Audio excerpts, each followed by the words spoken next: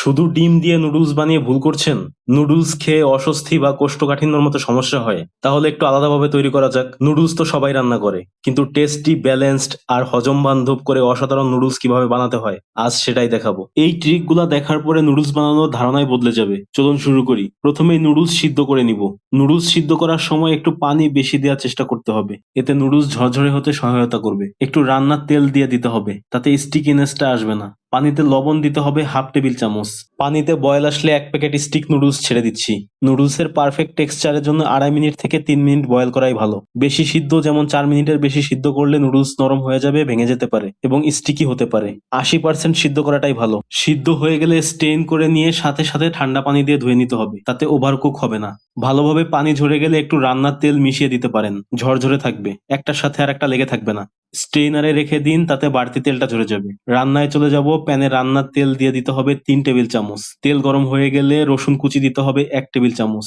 Light brown করে ভেজে নিব। লাইট ব্রাউন কালার হয়ে আসলে ডিম দিতে হবে 2টা। ডিম দিয়ে সাথে সাথে নাড়াচাড়া করা যাবে না, আলতো আলতো করে নাড়ুন।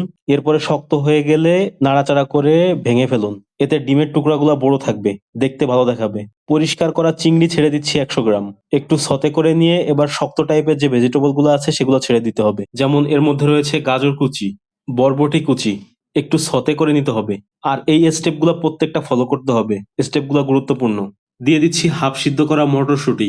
এবার সিদ্ধ করা নুডলসটা ছেড়ে দিতে হবে। নুডলস ছেড়ে একটু গরম হয়ে আসলে দিতে হবে চিনি 1 চা চামচ, লবণ হাফ চা চামচ, সয়া সস 1 চা চামচ, হোয়াইট পেপার হাফ চা চামচ, ফিশ সস 2 টেবিল চামচ, কাঁচামরিচ কুচি 1টা, চিকেন পাউডার হাফ চা চামচ।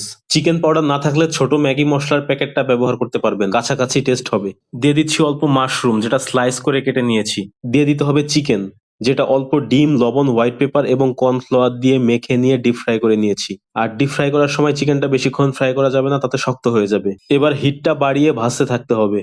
আর নুডলসটা অবশ্যই হাই হিটে রেখে ভেজে নিতে হবে। নুডলস বেশিক্ষণ ধরে রান্না করা যাবে না, হাই হিটে রেখে অল্প সময় রান্না করে নিতে হবে, যেমন 3 থেকে 4 মিনিট ভাজলেই হয়ে যাবে। 90% রান্না হলে শেষে দিয়ে দিতে হবে নরম ভেজিটেবল গুলা, যার মধ্যে রয়েছে পেঁয়াজ পাতা। পেঁয়াজ পাতাটা একটু ছোট ছোট টুকরা করে কেটে নেওয়া হয়েছে। দিতে হবে জুলিয়ান কাটা টমেটো। টমেটোটা অবশ্যই সিডলেস করে কাটতে হবে, না হলে টমেটো থেকে পানি ছাড়বে। দিয়ে দিচ্ছি জুলিয়ান কাটা ক্যাপসিকাম এবং কিছু চাইনিজ ক্যাবেজ। নরম এই ভেজিটেবল গুলা এ পর্যায়ে দেওয়ার কারণ হচ্ছে শেষে দিলে ওভারকুক হবে না, কালার অক্ষুণ্ণ থাকবে এবং দেখতে আগের চাইতে আরো উজ্জ্বল কালারের হবে। ভেজিটেবল গুলা দিয়ে জাস্ট কয়েকবার মিলিয়ে নিয়ে তুলে ফেলতে হবে। আর এভাবেই তৈরি করে ফেলুন অসাধারণ একটা নুডলস। সাধারণ নুডলসকে অসাধারণ করার এই ট্রিক ভালো লাগলে ভিডিওটা অবশ্যই শেয়ার করে রাখুন। এভাবে নুডলস বানিয়ে দেখুন, আর বানানোর পরে স্বাদ কেমন হয়েছিল অবশ্যই কমেন্টে জানাতে ভুলবেন না।